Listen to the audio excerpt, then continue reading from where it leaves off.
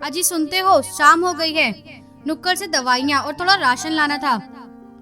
सुमित्रा ने साड़ी का पल्लू ठीक करते हुए कहा, तुम्हारी हर बात मुझे याद है, थैला उठाओ, थोड़ी खुली हवा भी खा लेंगे।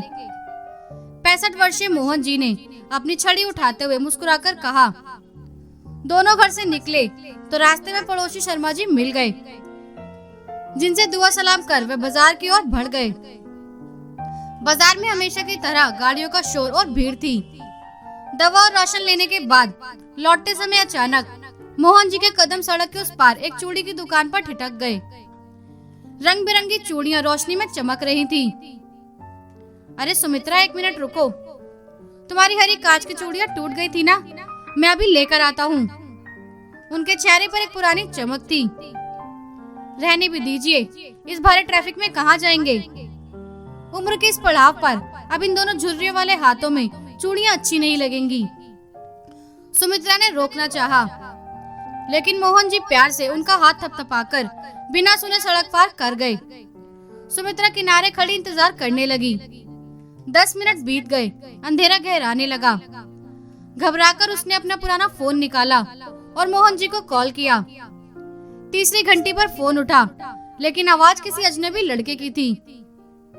अम्मा जी, जल्दी से चौराहे पर आ जाइए, एक तेज रफ्तार कार ने अंकल को टक्कर मार दी है।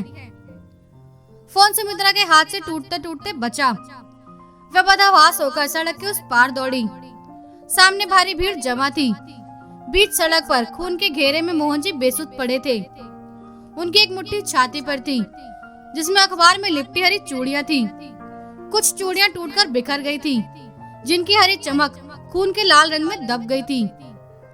ये भयानक मंजर देखकर सुमित्रा की चीख गले में ही घुट गई और वह वही अचेत होकर गिर पड़ी। जब आँख खुली तो सुमित्रा अस्पताल के सफेद वार्ड में थी।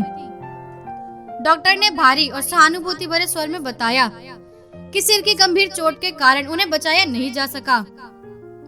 सुमित्रा शून्य नजरों से दीवार घूरने लगी।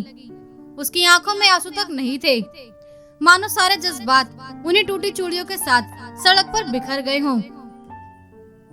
तभी पुलिस इंस्पेक्टर ने आकर कहा, माताजी, हमें पोस्टमार्टम और कागजी कार्रवाई करनी है।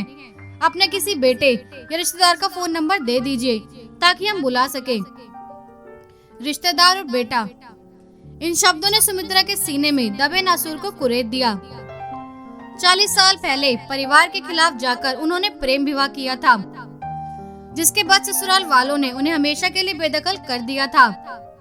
सालों तक कोख सूनी रही तो बुढ़ापे के सहारे के लिए सुमित्रा ने अपने भाई के बेटे को गोद लिया।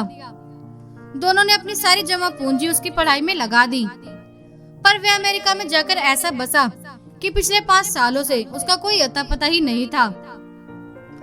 आज उस वीरान अस्पताल में अपने पति के बेजान जिस्म के सामने सुमित्रा बिल्कुल अकेली खड़ी थी। जिंदगी के आखिरी पड़ाव पर वे समझ गई थी कि जब किस्मत मुंह फेर लेती है तो बड़ी दुनिया की भीड़ में भी इंसान सिर्फ एक लावारिस साया बनकर रह जाता है। इस कहानी ने दिल को छुआ तो लाइक, कमेंट और शेयर करें। पेज पर पहली बार आए हैं तो पेज को फॉलो करें।